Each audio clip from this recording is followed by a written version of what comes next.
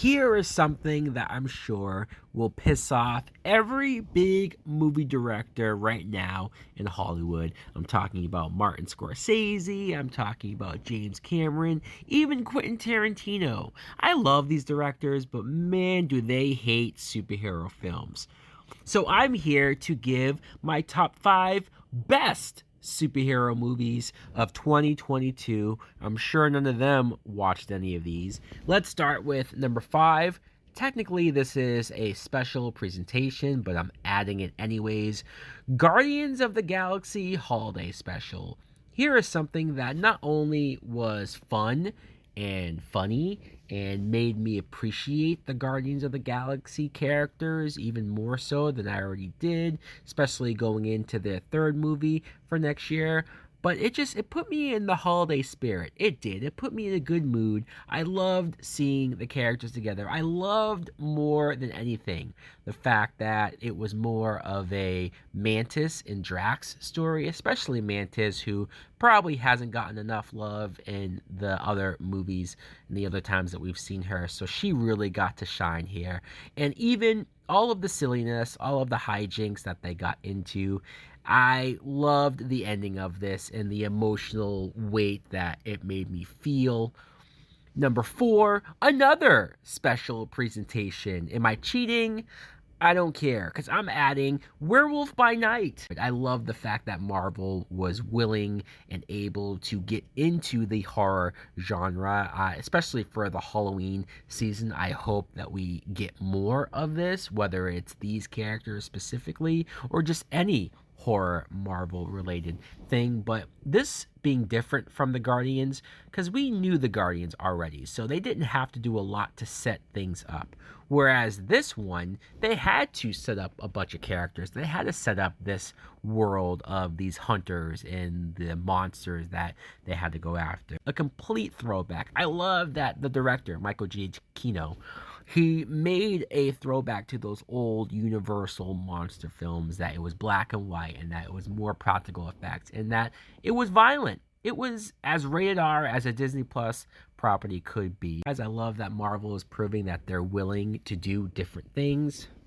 Number 3, Doctor Strange and the Multiverse of Madness. Now, here's a little bit of a controversial pick, I'm sure, because I know that there were people who were highly anticipating this. The trailers obviously gave you that impression, and even the title made you think that this movie would have probably big world-ending, changing events. And I understand that. I understand if you went into this movie and you expected bigger, or if you expected more, you didn't feel like you got that, you'd be disappointed. I understand, believe me, I do. Especially Sam Raimi's style and the way how he shoots horror in a PG-13 format. I love Benedict Cumberbatch as this character. I thought he had a whole lot more to do, especially with Rachel McAdams and setting up their relationship. Even better, I thought, here than in the first movie. Scarlet Witch, Wanda, coming in as the villain, which is kind of shocking, right? I know some people, even myself, was like, whoa, she's the villain, like this quick or right off the bat.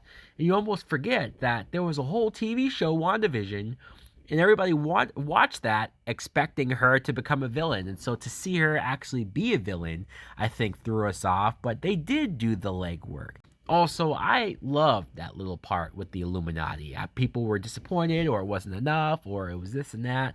I just thought it was cool. Number 2, Black Panther Wakanda Forever. This was tough to not put number 1 just because of all of the emotional weight going into it. Ryan Coogler, I do not know how he was able to balance everything going on. Here's a guy who wrote a script where he planned on having Chadwick Boseman in the film, and then the untimely passing, he had to regroup, he had to rewrite, he had to rechange a lot of stuff. And then you had the drama of one of the actors going in as far as messing up the schedule and again, rechanging some scripts. So I was worried about this movie going in. I thought, oh man, this might be a train wreck. This might be all over the place.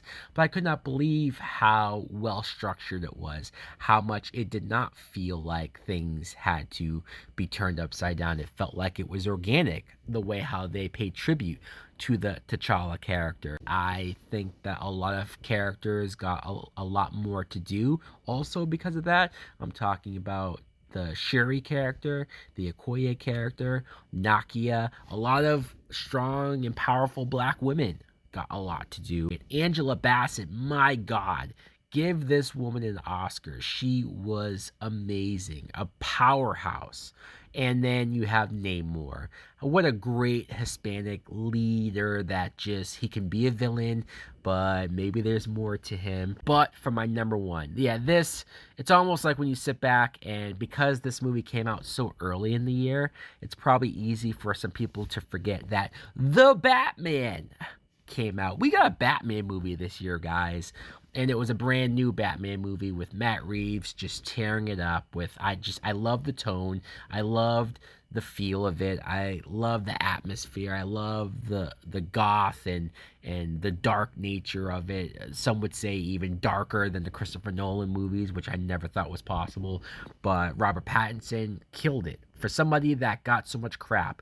And how many times now does an actor get cast as Batman and people crap on it or people make fun of it? Oh, it's going to be bad. And then the actor proves everyone wrong. Robert Pattinson, just another guy who I feel proved people wrong. Sure, he was dark and emo when it came to the Bruce Wayne character, but I think that Bruce Wayne persona, that public persona, will come in time with sequels. I feel like he excelled him dealing with the Riddler, Paul Dano as the Riddler. I've been dying and waiting for a movie to bring the Riddler in and take him serious. Treat the Riddler serious, because I feel like he's always either a joke or he's an afterthought. Zoe Kravitz as Selina Kyle, Catwoman. Man, was she sexy, was she dangerous, and she was also somebody that you felt for, and she was somebody that was proactive. You had so many other things going on, like Gordon and like the Penguin. I just love this movie. I love the score,